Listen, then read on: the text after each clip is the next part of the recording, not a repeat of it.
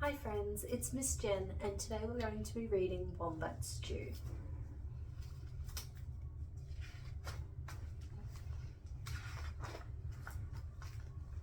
One day on the banks of a billabong, a very clever dingo caught a wombat.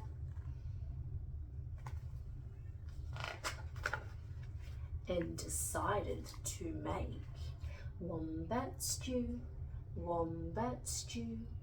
Gooey, brewy, yummy, chewy, wombat stew. Platypus came ambling up the bank. "Good day, Dingo," he said, snapping his bill. "What is all that water for?" "I'm brewing up a gooey, chewy stew with that fat wombat," replied Dingo with a toothy grin.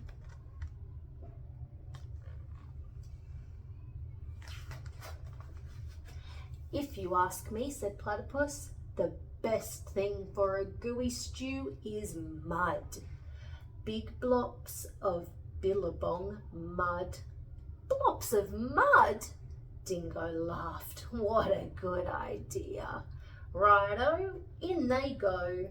So Platypus scooped up big blobs of mud with his tail and tipped them in the billy can. Around the bubbling billy, Dingo danced and sang, "Wombat stew, wombat stew, gooey, brewy, yummy, chewy, wombat stew." Waltzing out from the shade of the ironbarks came Emu. She arched her graceful neck over the brew. "Oh ho, Dingo," she fluttered, "what have we here?" "Gooey, chewy, wombat stew," boasted Dingo. "If only it were a bit more chewy," she sighed. "But don't worry, a few feathers will set it right." "Feathers?" Dingo smiled. "That would be chewy. Righto, in they go." So into the gooey brew, Emu dropped her finest feathers. Around and around the bubbling billy, Dingo danced and sang, "Wombat stew, wombat stew, crunchy munchy for my lunchy, wombat stew." Old Blue Tongue the lizard came sliding off his sun-soaked stone. "Silly Dingo," he hissed, "there are no flies in this stew. Can't be wombat stew without crunchy flies in it." And he stuck out his bright blue tongue. "There's a lot to be said for flies," agreed Dingo, rubbing his paws together. "Righto, in they go." So Lizard snapped 100 flies from the air with his long tongue and flipped them into the gooey, chewy stew. Around and around and around the bubbling billy, Dingo danced and sang, "Wombat stew, wombat stew, crunchy munchy for my lunchy, wombat stew." Up through the red dust popped Echidna. "Wait a bit, not so fast," he bristled, shaking the red dust from his quills. "Now I've been listening to all the advice, and take it from me. For a munchy stew, you need slugs and bugs and creepy crawlies." Dingo wagged his tail. "Why, I should have thought of that. Righto, in they go."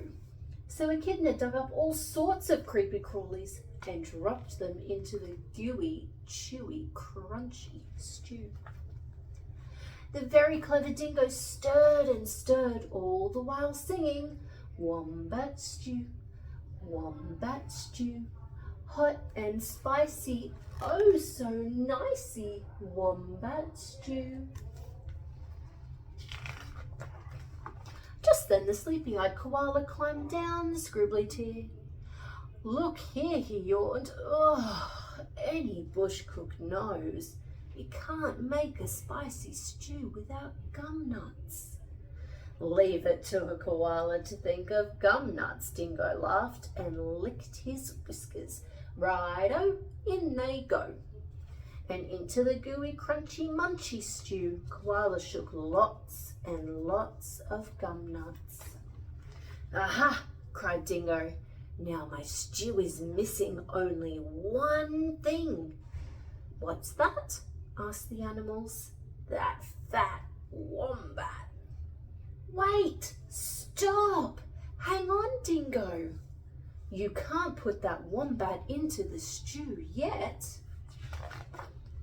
Why not? You haven't tasted it. Righto, I'll taste it. And that very clever Dingo bent over the billy and took a great big slurp of stew. Ah! I'm poisoned, he howled. You've all tricked me. And he dashed away deep into the bush, never again to sing. Wombat stew, gooey, brewy, yummy, chewy, wombat stew. All done, friends. I hope you enjoyed one of my favourite books.